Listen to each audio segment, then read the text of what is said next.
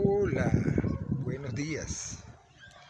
Teníamos días que no nos veíamos. Bueno, ve, cuando yo hablo estas cosas de Dios, estas cosas espirituales, yo las hablo conforme a mi espíritu, ¿sí? Entonces, por ejemplo, los libros sagrados, si esas son cosas espirituales, hay que leerlas conforme al espíritu. Difícilmente la carne pueda interpretar estas cosas, ¿sí? La carne, por ejemplo, en un proceso de madurez, la carne siempre se va a quejar, ¿no? Sin embargo, el espíritu siempre está presto. Entonces resulta que, por ejemplo, supongamos la Biblia, cualquier libro espiritual, ¿no? Pero yo el que más leo es la Biblia. Entonces, la Biblia se tiene que leer espiritualmente, porque se supone que es un libro sagrado, que es un libro espiritual. Pero ¿qué sucede? Hay quienes dicen, no, según el hebreo, según el arameo, según las tradiciones. Ok, eso tendrá mucho que ver, pero conforme a ese pueblo, conforme a ese idioma, conforme a esas tradiciones. Pero resulta que en el país donde nosotros estamos, hay otro idioma, hay otra idiosincrasia, hay otra cultura. ¿Sí me entiendes? Entonces, esa gente va a percibir a Dios conforme a su entorno, conforme a su costumbre, conforme a su cultura, y van a expresarlo conforme a su idioma. Ok, pero entonces nosotros cuando vamos a leer la Biblia, cuando vamos a hablar de ella, entonces tenemos que aprender hebreo, tenemos que aprender las culturas de esa gente. Eso ayuda en parte, pero finalmente es una percepción que tuvo el pueblo judío, es una concepción que tuvo el pueblo, es una percepción, ¿sí? Es un punto de vista, una perspectiva. Entonces, ¿qué sucede? Esa es la que ellos tienen. Eso es como cuando tú estudias, ¿verdad? Estás estudiando una carrera y tú lees el libro, ¿cierto? Y entonces resulta que no las mismas experiencias, aunque estemos basados en el mismo conocimiento de la universidad, no todos tenemos las mismas experiencias, no a todos hacemos las cosas de la misma manera, ¿sí? E incluso surgen nuevas cosas. Y cada día la ciencia enseña y nos dice a través de la experiencia que cada vez se descubren más cosas, cada vez se inventan más cosas. Entonces, no es lo mismo tu percepción que la de otro. Entonces, si yo leo la Biblia conforme a un pueblo, ya no la estoy leyendo conforme a mi espíritu. Es de suponer que Dios es espíritu y que Dios se va a manifestar, va a hablar a mi espíritu. Porque lo espiritual con lo espiritual se acomoda, ¿no? Entonces, ¿qué sucede? En la Biblia dice, por ejemplo, que Dios habita en medio de los dioses, ¿no? Si nosotros nos ponemos a ver el pasaje aquel de la Biblia, donde Jesucristo estaba siendo rodeado por mucha gente y estaba siendo apretado por la gente, por la fama que tenía el Señor, ¿no? Entonces resulta que hay una mujer que tenía un problema de flujo de sangre, creo que eran 17 años que ella tenía problema de flujo de sangre, ¿no? Entonces resulta que esa mujer decía, si tan solo tocaré su manto, seré sana, ¿no? Ella había gastado todo el dinero y todas esas cosas. Bueno, y ella logró tocar al maestro, ella logró tocar el borde del maestro, del manto de Jesucristo, ¿sí? Salí como todo espelucado de la casa, bueno, como siempre.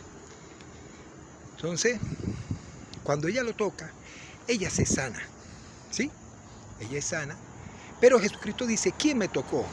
Y uno de los discípulos, creo que era Pedro, le dice, ¿cómo que quién te tocó, Señor? Ahora, Señor, ¿cómo que quién te tocó? Si todo el mundo te aprieta, ¿verdad? Todo el mundo te abraza, todo el mundo. No lo van a abrazar nada más del lado derecho. Se supone que lo tenían rodeado, ¿verdad? Porque todo el mundo, por todos lados, pues. Y Jesucristo dijo, no, alguien me ha tocado porque poder y virtud ha salido de mí. Entonces lo voy a dejar hasta allí, ¿no? Total que la mujer fue sana, Jesús habló con ella y bueno.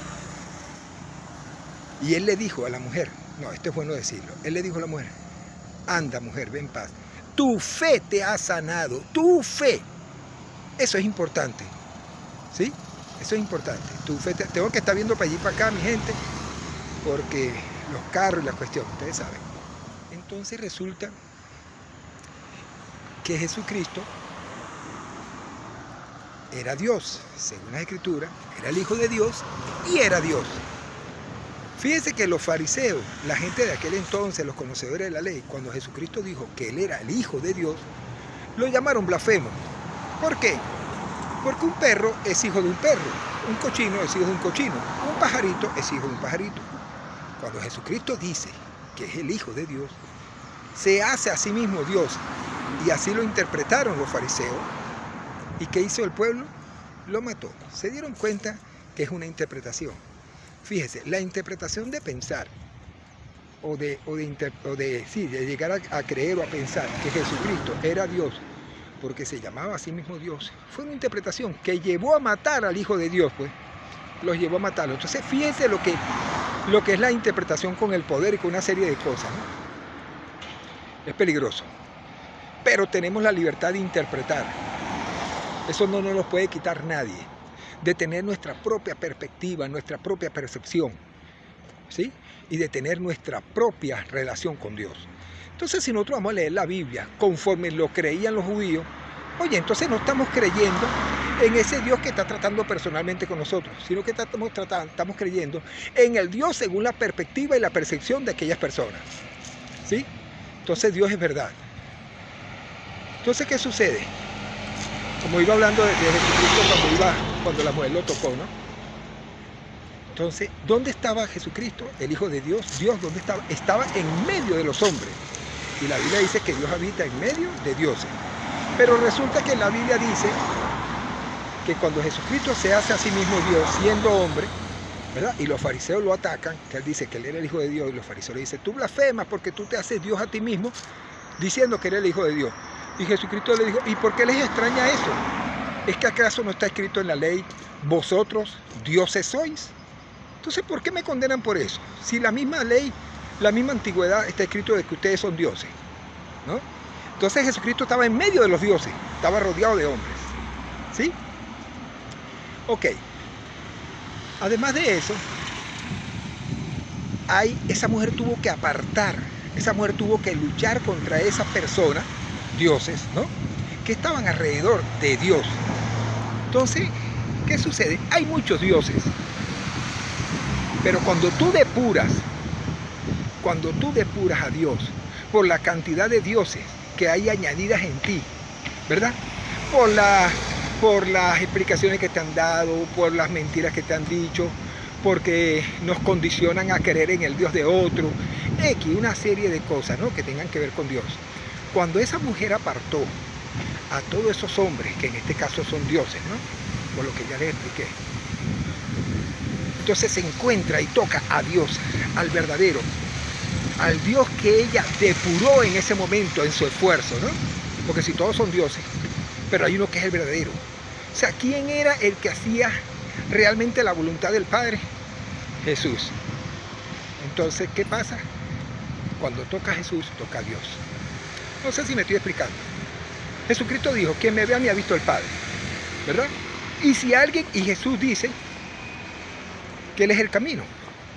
O sea, Él es a quien hay que seguir, no literalmente seguirlo como persona, sino caminar como Él caminaba. Entonces, cuando tú caminas como Jesús caminó, como ejemplo, ¿verdad? El que te ve a ti va a terminar viendo al Padre, ¿sí? Porque las obras del Padre van a estar en ti. Entonces, esto es hermoso. Esto que le estoy hablando, para mí es hermoso. Entonces, ¿qué pasa? Ya puse el ejemplo de Jesús que estaba en el medio de los hombres, ¿verdad?